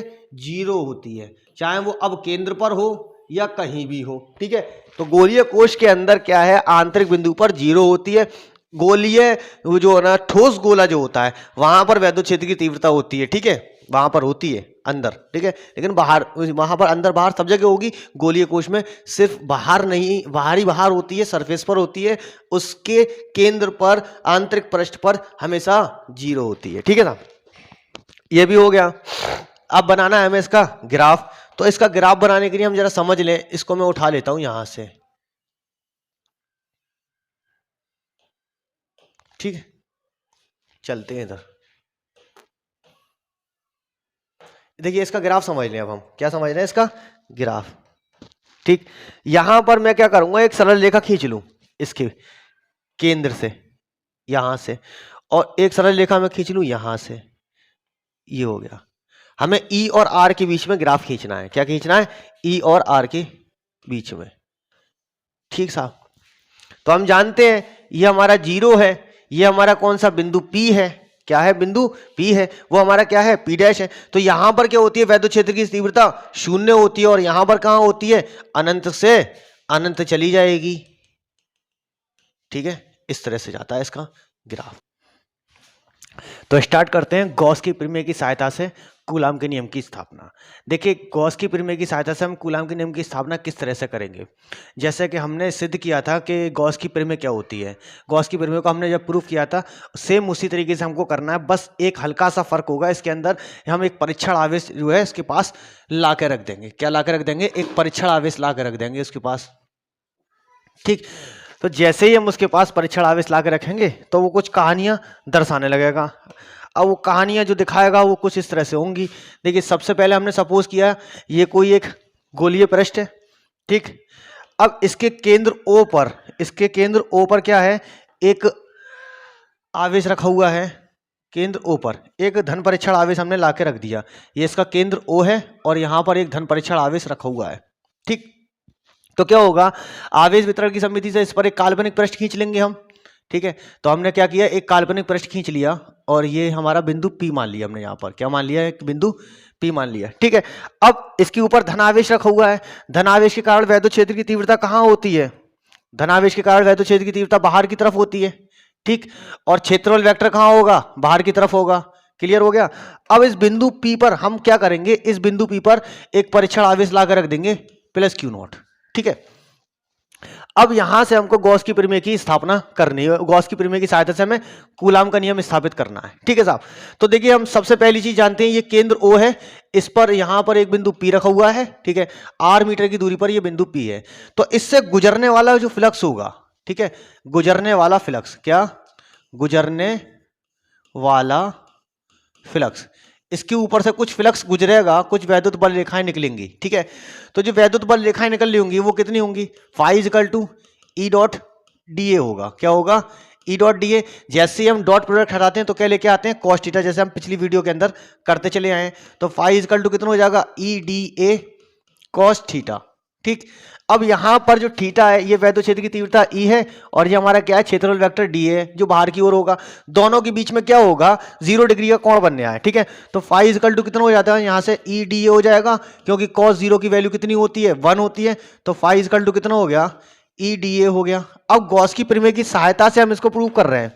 किससे प्रूव कर रहे हैं हम, गॉस की प्रमेय की सहायता इसके ऊपर ले रहे हैं। तो गॉस की प्रमेय क्या कहती है, यानी कि गॉस की प्रमेय क्या लगाएंगे इसके ऊपर, गॉस की प्रमेय। ठीक है, गॉस की प्रमेय का अनुप्रयोग है और गॉस की प्रमेय की सहायता से हम इसको प्रूव कर रहे हैं। ठीक है, तो गॉस की प्रमेय क्या होती है, phi equal to q upon epsilon naught होती है गॉस की प्रमेय की।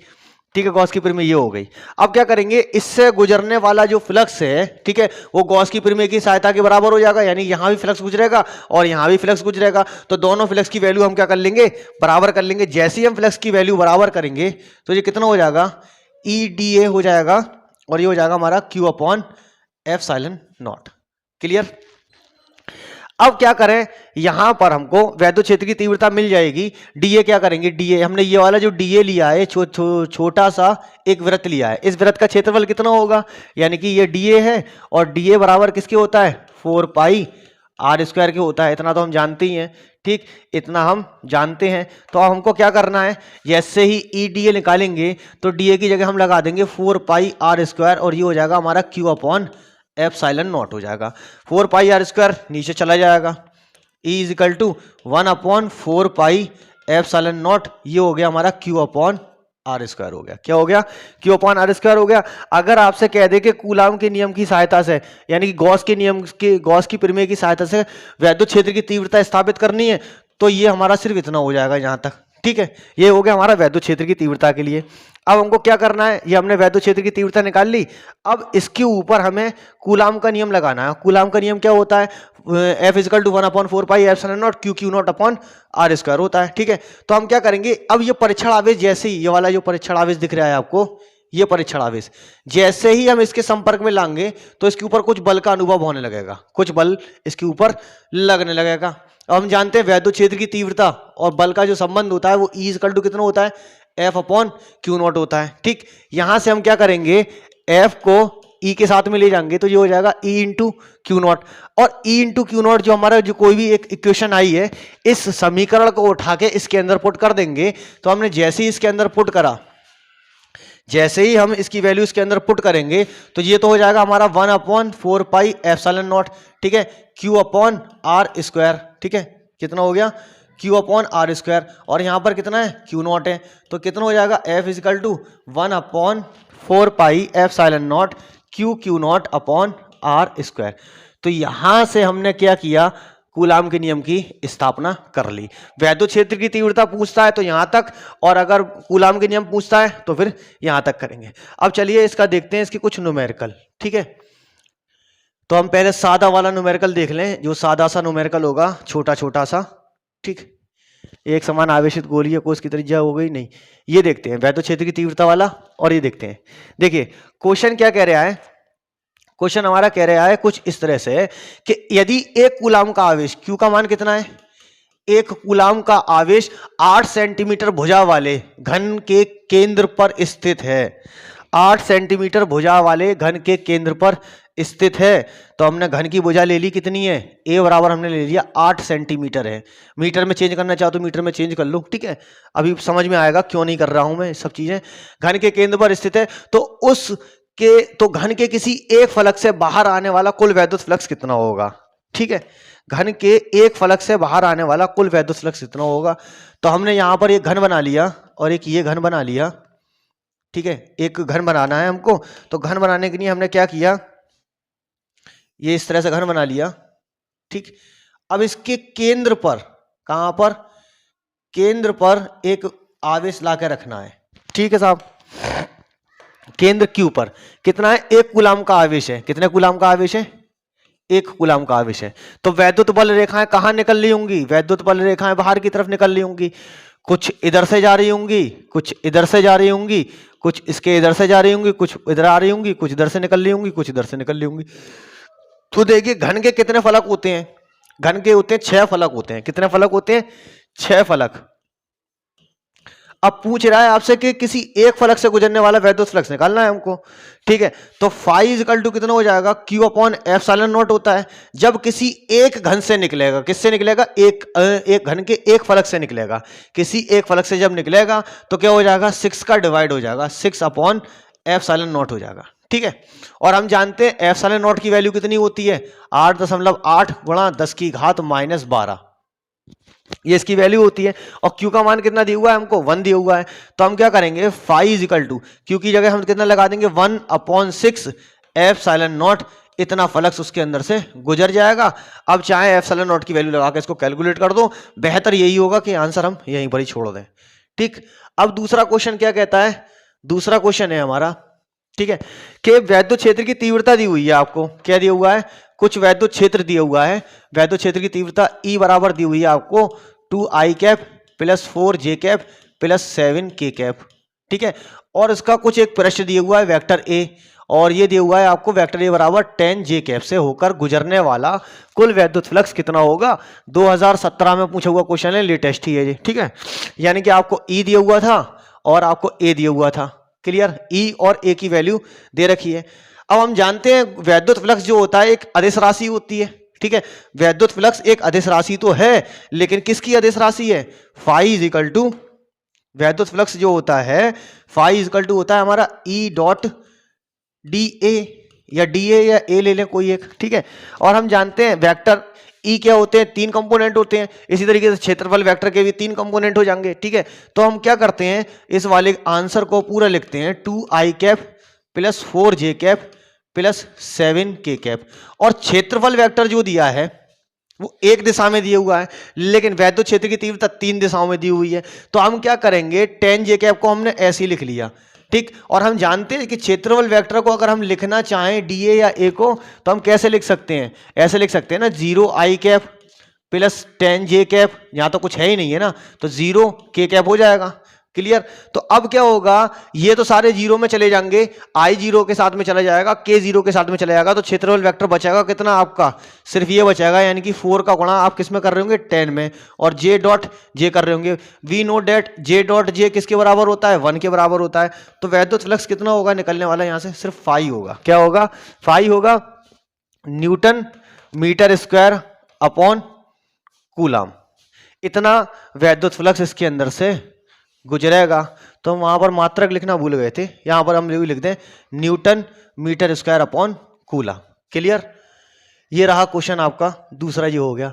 अब कह रहा है कि एक समान रूप से आवेशित 2 मीटर त्रिज्या वाले, एक समान रूप से आवेशित 2 मीटर त्रिज्या वाले एक गोलीय चालक पर, यानी कि एक गोलीय चालक है, ठीक, उसके ऊपर आवेश का पृष्ठ घनत्व इतना दिया हुआ है सिग्मा 80 माइक्रो कूलाम पर मीटर स्क्वायर, ठीक है। यानी कि सिग्मा की वैल्यू आपको इतनी दे रखी है, और आर जो दिया हुआ है वो 2 मीटर त्रिज्या का दिया हुआ है।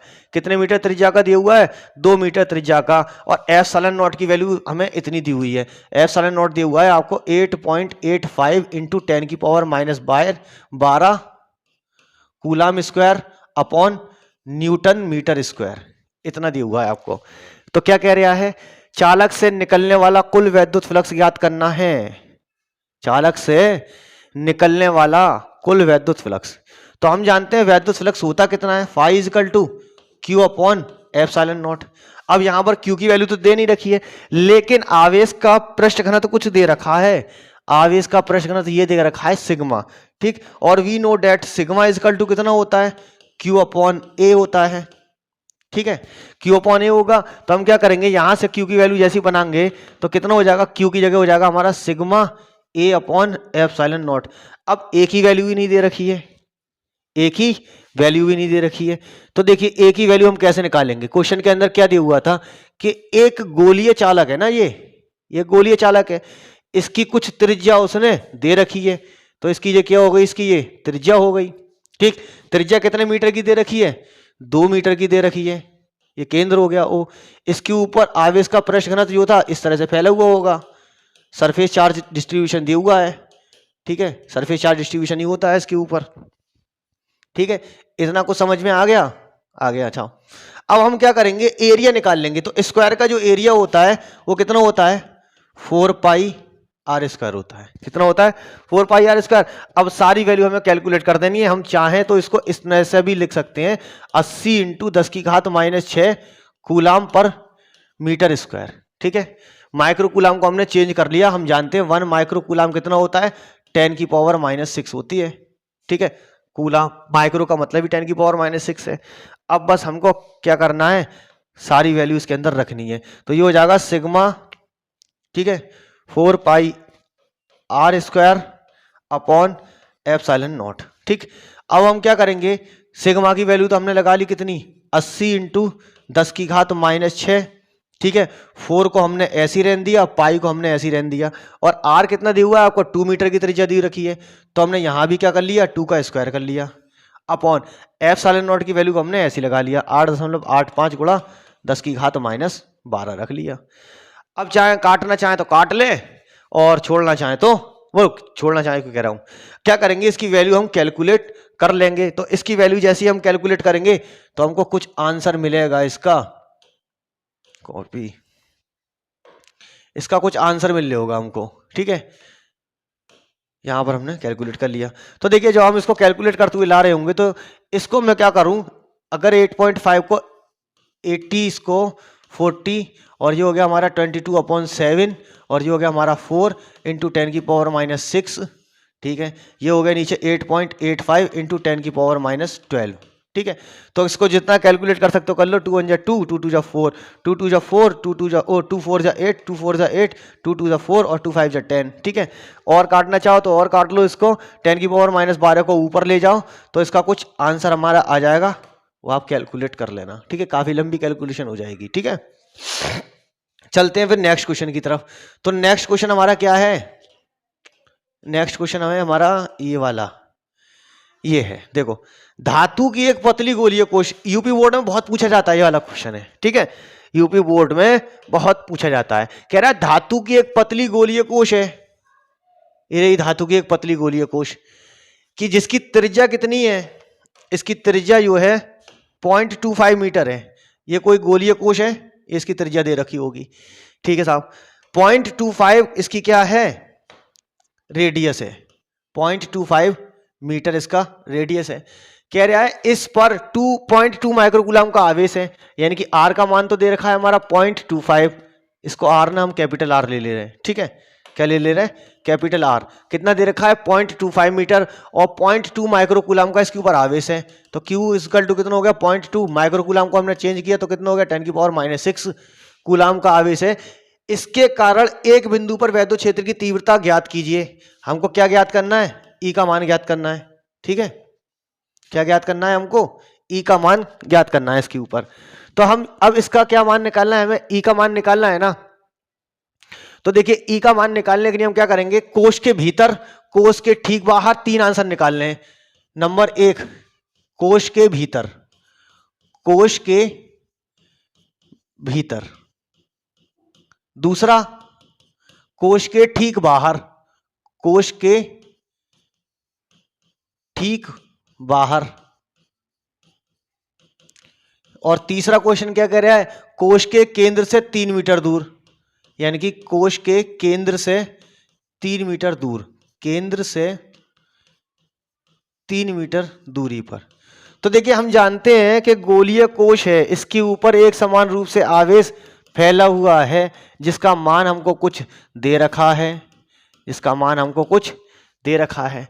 अब हमको आर की वैल्यू दे रखी है, तो हम जानते हैं कोश के केंद्र पर कहीं भी, यहां कहीं भी होगा, अगर गोलीय कोश है, छल्ला है, तो इसका मतलब वैद्युत क्षेत्र की तीव्रता कितनी होगी, 0। तो पहला आंसर तो क्या होगा, 0 होगा, यानी कि गोलीय कोश के कहीं भी अंदर में कहीं भी क्या होगा, वैद्युत क्षेत्र की तीव्रता 0 होती है, चाहे वो केंद्र हो या कुछ भी हो। क्लियर। अब दूसरा कह रहा है कोश के भीतर हो गया, कोश के ठीक बाहर, तो ठीक बाहर ये हो गया, ठीक बाहर ये है। तो हमको क्या निकालना है, वैद्युत क्षेत्र की तीव्रता, और वैद्युत क्षेत्र की तीव्रता निकालने का फॉर्मूला हम जानते हैं, 1/4 pi epsilon naught Q upon r square होता है। कितना होता है, 1/4 pi epsilon naught Q upon r square होता है। तो E की वैल्यू हमको 9, यहाँ पर 1/4 पाई एप्सिलॉन नॉट की वैल्यू कितनी रखेंगे, 9 × 10⁻9 रखेंगे। Q का मान कितना दे रखा है हमको, 0.2 × 10⁻6 दे रखा है। ठीक है, और R का मान कितना है, 0.25 है। ठीक है, कितना है, 0.25 का स्क्वायर है। ठीक, जैसे ही हम इसकी वैल्यू कैलकुलेट करके ला रहे होंगे, ठीक है, तो हमको कुछ वैल्यू मिलना स्टार्ट हो जाएंगी। ये हो जाएगा हमारा 9 दूनी 18। कितना हो गया? 9 दूनी 18। तो ये हो जाएगा हमारा 1.8 और 10 की पावर 9 में से 6 जाएगा तो कितना बचेगा? 10 की पावर 9 में 6 क्या, तो 10 की पावर 3 बचेगा प्लस का। अब ये कितना है हमारा? 0.25 है। 0.25 इंटू 0.25 हमने इसको ले लिया, पॉइंट हटा के नीचे 2 जीरो इधर के और नीचे 2 जीरो इसके बढ़ा लिए। 25 से कम 25, 25 चौक 100, 25 से कम 25, 25 चौक 100, 4 चौर 16, 16 कहाँ चला जाएगा? ऊपर चला जाएगा, यानी कि 1.8, ठीक है, इंटू 10 की पावर 3 और ये 4 इंटू 4 ये तो चला गया इसके साथ में, ये हो गया 1.8 इंटू 16 इंटू 10 की पावर 3 न्यूटन पर कूलम हमारा ये आंसर आ जाएगा। इसको हम कैलकुलेट कर लेना। ठीक, अब दूसरा क्वेश्चन क्या कहता है? दूसरा क्वेश्चन कह रहा है कोश के ठीक बाहर नहीं, कोश के केंद्र से 3 मीटर की दूरी पर निकालना है। कहां पर निकालना है? 3 मीटर की दूरी पर। ये हमने लिया। अब वैद्युत क्षेत्र की तीव्रता हमें कहां निकालनी है? कोश से 3 मीटर दूरी पर, केंद्र से, कोश के केंद्र से 3 मीटर की दूरी। तो यहां कहीं 3 मीटर की दूरी आ रही होगी। ठीक है, यहां पर हमको क्या करना है? वैद्युत क्षेत्र की तीव्रता फाइंड करनी है। ठीक है साहब, अब यहां पर इधर से लेना है और इधर से ये कितने मीटर की दूरी पर है? 3 मीटर की दूरी पर है। तो वैद्युत क्षेत्र की तीव्रता हम जब कैलकुलेट करेंगे तो कितना हो जाएगा? 1/4 पाई एप्सिलॉन नॉट। तीसरा हम निकाल रहे हैं Q/r²।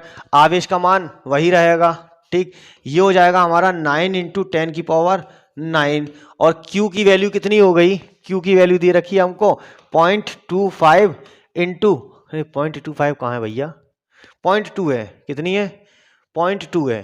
0.2 इंटू 10 की पावर -6 और नीचे कितना है हमारा? r।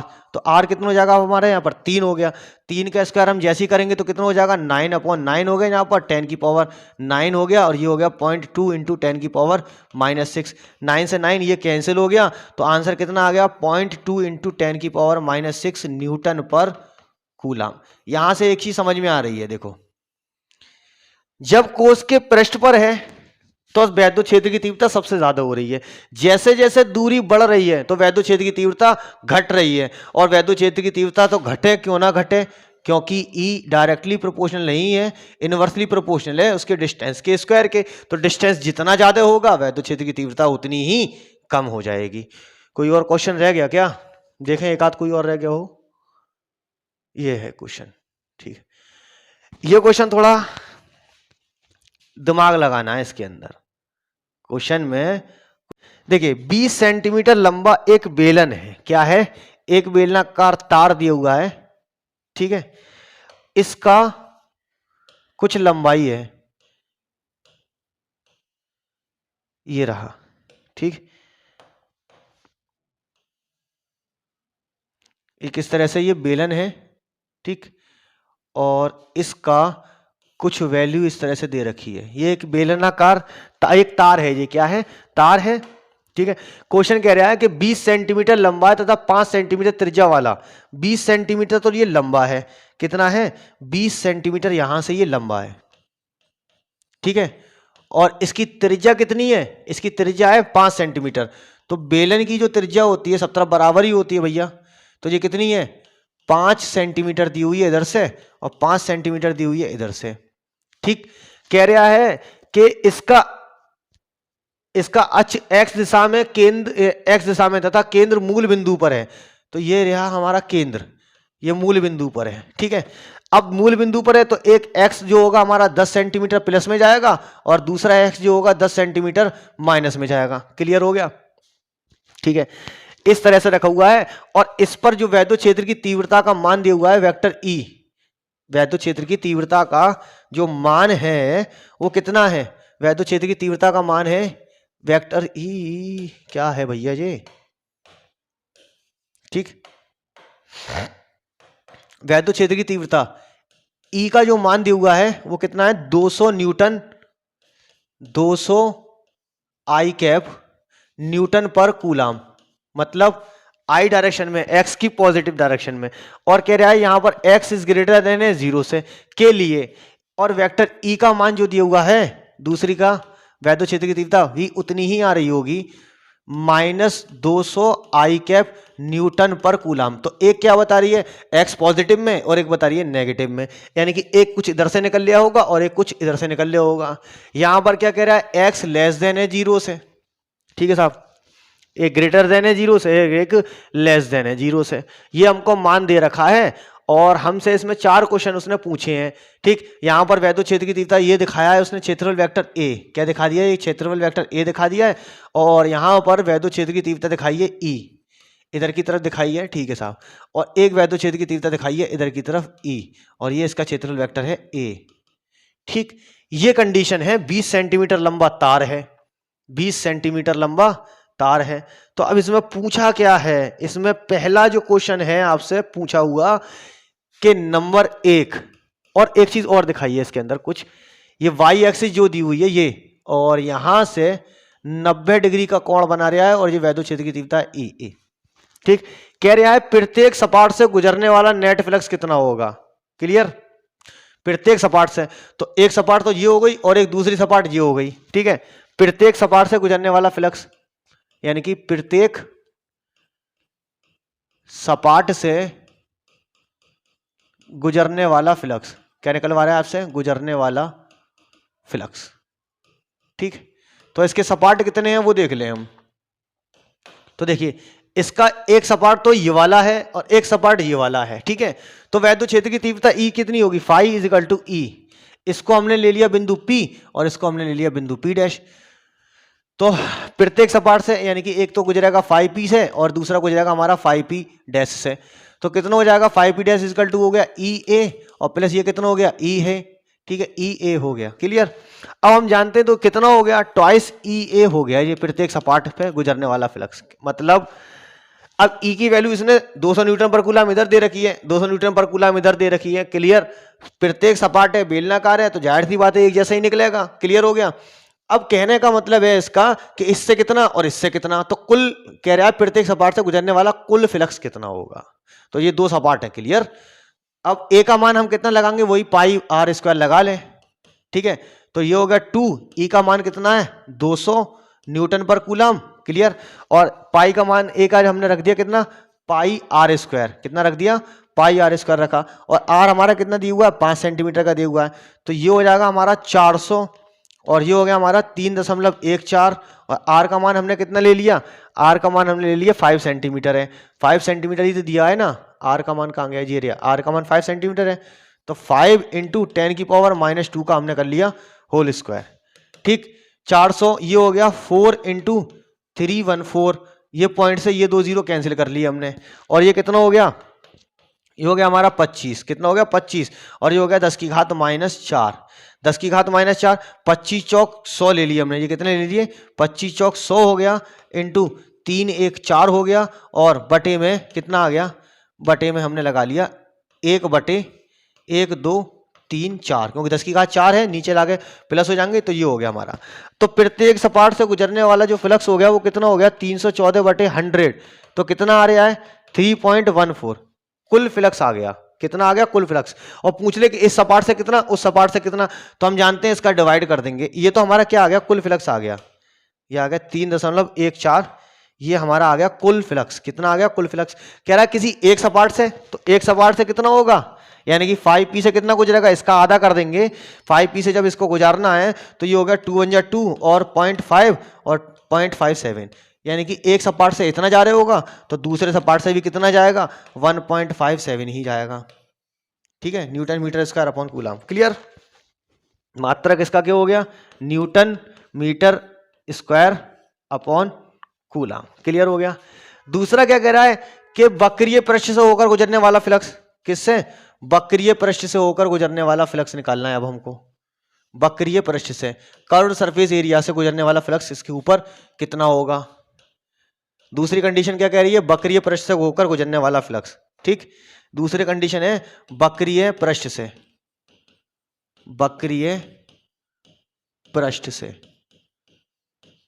वक्रीय पृष्ठ से गुजरने वाला फ्लक्स इसके ऊपर कितना है। तो देखिए वक्र जो होता है, कर्व सरफेस एरिया ये वाला है, ठीक। वैद्युत क्षेत्र की तीव्रता इस डायरेक्शन में होगी, पॉजिटिव है, और ये क्या हो गया हमारा क्षेत्रफल वेक्टर हो गया, ठीक है। तो वक्रीय पृष्ठ से कितना होगा, फाई कर्व ले लें, तो phi curve is equal to कितना हो जाएगा, E dot d A cos theta ले लेंगे और यहाँ पर कितना हो गया ई डी ए जो हो जाएगा कॉस 90 और कॉस 90 की वैल्यू कितनी होती है 0। तो वक्र सरफेस से गुजरने वाला जो फ्लक्स होगा वो कितना होगा 0 newton meter square upon coulomb.